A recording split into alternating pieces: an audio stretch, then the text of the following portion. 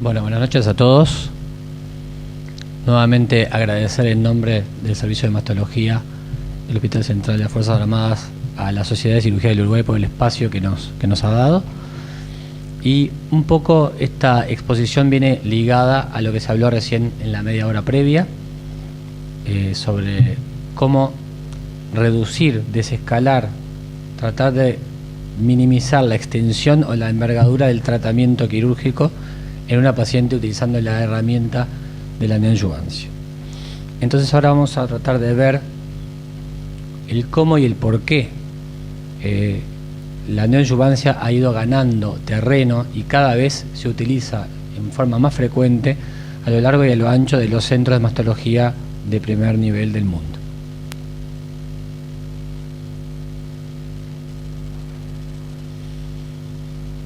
No quería empezar esta charla sin recalcar el papel del cirujano, no solamente en la operación, sino en la decisión de lo que es un tratamiento de neoadyuvancia, por varias razones. La primera es porque el cirujano muchas veces es el clínico que recibe a la paciente, que toma contacto con ella y que le tiene que dar la noticia de que tiene un cáncer.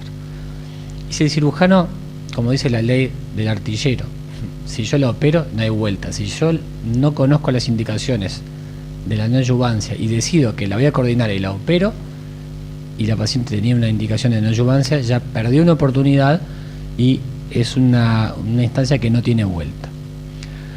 Por lo tanto, es bueno que el especialista quirúrgico, aunque no sea parte de una unidad de mastología, sino el que se dedique en la clínica a ver patología mamaria y cáncer, maneje bien las ventajas, las desventajas y las indicaciones de la neoadyuvancia en cada uno de los casos. Si vamos un poco a la historia, vemos que en los años 80, cuando yo era, ni era estudiante, pero sí era estudiante de esa época, solamente se trataban con neoadyuvancia lo que no se podía operar, los cánceres ulcerados, los cánceres inflamatorios. Más adelante, en los 90, yo me acuerdo cuando preparaba el grado 2, ya la indicación clásica era el famoso 2B3A, estadio avanzado pero operable de cáncer de mama, era la indicación de neoadyuvancia. Y hoy día, a partir del siglo XXI, las pacientes que pueden llegar ahí a neoadyuvancia no tienen por qué necesariamente ser ni inoperables ni portadoras de un cáncer avanzado, sino que más bien cánceres más precoces. ¿Y esto a qué se debe? Se debe a la evolución que han tenido las tasas de respuesta patológica completa a los tratamientos sistémicos a lo largo de los años. En los años 80, solamente una minoría de los pacientes muy pequeña respondía en forma completa a un tratamiento de neoadyuvancia. Más adelante, en los 90, se duplicó la respuesta, pero no alcanzaba. Y a partir de los años 2000, siglo XXI, con la aparición de las terapias de blanco molecular, se logran respuestas patológicas completas, es decir, que yo no tengo más tumor invasor en la mama cuando la opero, de hasta 70%, en algunos casos seleccionados. Acá tenemos la respuesta que pueden llegar a tener con los nuevos tratamientos los tumores. Esta línea marca lo global. A nivel de la axila, la mitad de los pacientes que tenían ganglios colonizados no van a tener ganglios positivos en la axila, y un tercio de las pacientes que tenían tumor no van a tener tumor invasor en la mama. Pero si analizamos por subgrupos, los subgrupos respondedores, que son netamente el triple negativo y los HER2 positivos, tienen tasas de respuesta mucho más alta, que pueden llegar a andar a nivel de la axila entre 70 y 90 y pico %, y a nivel de la mama, como decía, un 70% en algunos casos.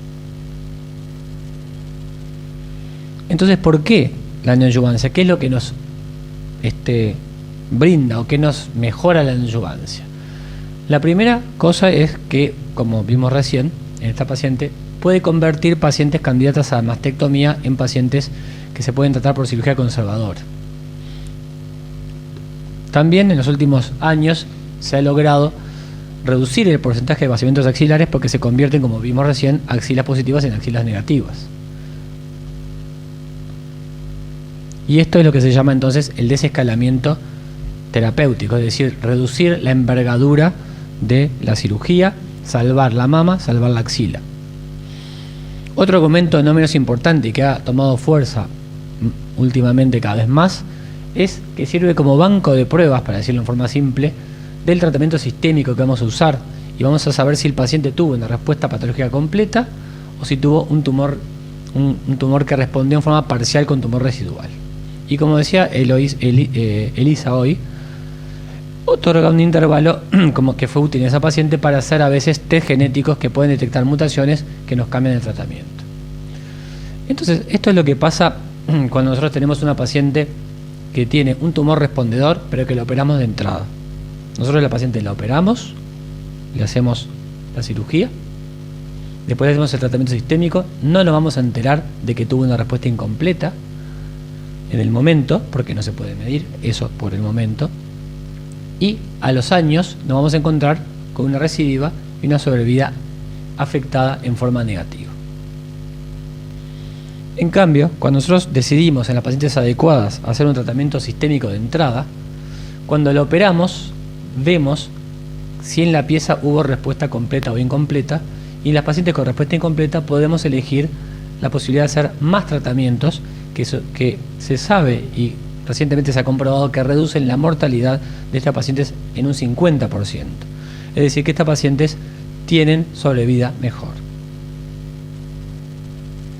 Entonces, ¿en qué tumores, en qué pacientes está indicada la neoadyuvancia? Lo hemos tratado de resumir en forma bastante esquemática, sin ir a lo muy intensivo, pero básicamente son los tumores que no son operables de inicio, los tumores que tienen indicación de mastectomía por su tamaño, o sea, la relación tamaño del tumor, tamaño de la mama, que pueden ser convertidos a cirugía conservadora, y sobre todo los tumores altamente respondedores. Eso ya está pautado a nivel formal en los últimos años, que los tumores altamente respondedores, que son los ER2 positivos y los triple negativos, con estadio 2, es decir, mayor de 2 centímetros o con axila positiva, deben ser tratados en un inicio con neoadyuvancia. Por lo tanto, entonces ahora vamos a dar una breve exposición de cada tema, del papel del imagenólogo en la neoadyuvancia, de cómo se desescala la cirugía en la mama y en la axila, de cuál es el rol del patólogo en la neoadyuvancia y cuáles son los conocimientos que tenemos que tener sobre el tratamiento sistémicos nuevos que han permitido estos resultados. Así que bueno, muchas gracias.